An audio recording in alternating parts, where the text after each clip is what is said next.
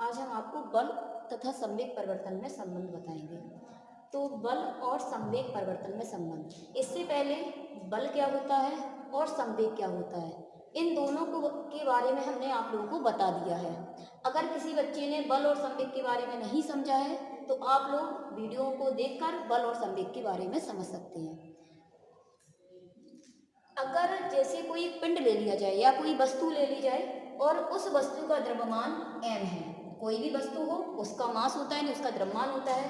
किसी वस्तु का द्रव्यमान m है, प्रारंभ में वह वस्तु u वेग से चल रही है। वेग तो हमने बताए थे, जैसे कोई वस्तु का प्रारंभिक वेग है तो उसे u से लिखते हैं, और वस्तु का बल लगाने पर कुछ वेग बदल जाता है तो उसे हम v से लिख देते हैं। तो एक वस्तु है, यह वस्तु m द्रव्यमान की है, इस वस्तु का द्रव्यमान m है, प्रारंभ में वस्तु u वेग से चल रही है।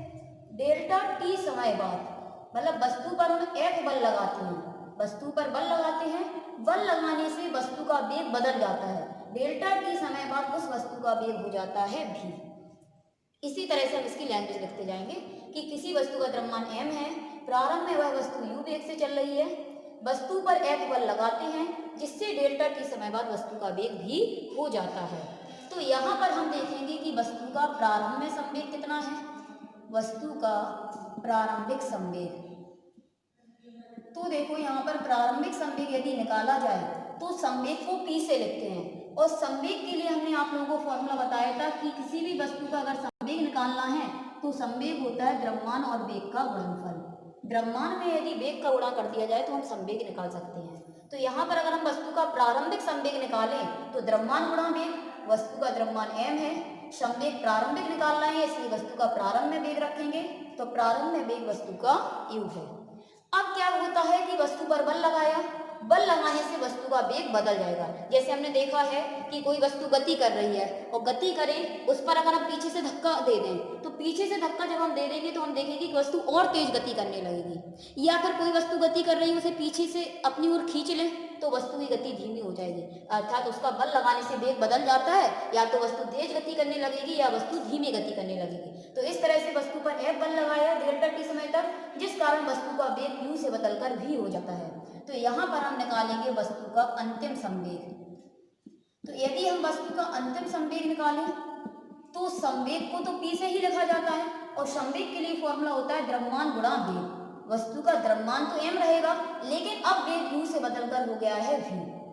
अब यहाँ पर संवेग दो बार आया है, प्रारंभिक संवेग और अंतिम संवेग। तो प्रारंभिक संवेग को p1 से लिख देंगे और अंतिम संवेग को p2 से लिख देंगे। यहाँ पर हम निकालेंगे संवेग में परिवर्तन। जब हम संवेग में परिवर्तन निकालें, जैसे परिवर्तन कैसे निकाला जाता है, हम आपसे कहें कि आपके पास प्रारंभ में 100 रुपए थे, किसी ने आपको कुछ रुपए दे दिए जिससे आपके पास 150 रुपए हो जाते हैं। अब बताइए कितने रुपए का परिवर्तन हुआ, तो आप लोग बता सकते हो कि 50 रुपए का परिवर्तन हुआ। तो परिवर्तन कैसे निकाला, यहाँ पर हमने 150 में से 100 घटा दिया, यानी बाद वाले में से पहले वाला घटाकर हम परिवर्तन को निकाल सकते हैं। तो यहाँ पर अगर हम संवेग में परिवर्तन निकालें तो अंतिम संवेग में से प्रारंभिक संवेग को घटा देंगे। परिवर्तन लिखने के लिए किसी भी चीज में परिवर्तन निकालें तो उसे जिससे लिखते हैं उसकी आगे डेल्टा लगा दिया जाता है। संवेग में परिवर्तन निकालना है तो संवेग को t से लिखते हैं, परिवर्तन निकालना है इसलिए आगे डेल्टा लगा देंगे। जैसे वेग में परिवर्तन निकालना हो तो वेग को v से लिखते हैं, परिवर्तन निकालना है तो आगे डेल्टा लगा देंगे। तो डेल्टा p बराबर यहाँ p2 का मान रखेंगे तो m इंटू v है, और p1 का मान रखेंगे तो m इंटू u है। दोनों में से m कॉमन ले लेंगे तो यहाँ v माइनस u बचेगा। अब यहाँ पर हम देखें यदि v माइनस u, तो u प्रारंभ में वेग है और v अंतिम वेग है। यहाँ अंतिम वेग में से प्रारंभिक वेग घटाया गया है, तो जब दो चीजों को घटाया जाता है तो वहां पर परिवर्तन निकल के आता है। तो हम कह सकते हैं कि यहाँ पर वेग में परिवर्तन निकल के आया है, तो वेग को v से लिखते हैं, परिवर्तन है तो हम क्या कर देंगे, आगे डेल्टा लगा देंगे। अब यहाँ पर हम दोनों ओर डेल्टा t का भाग दे देंगे।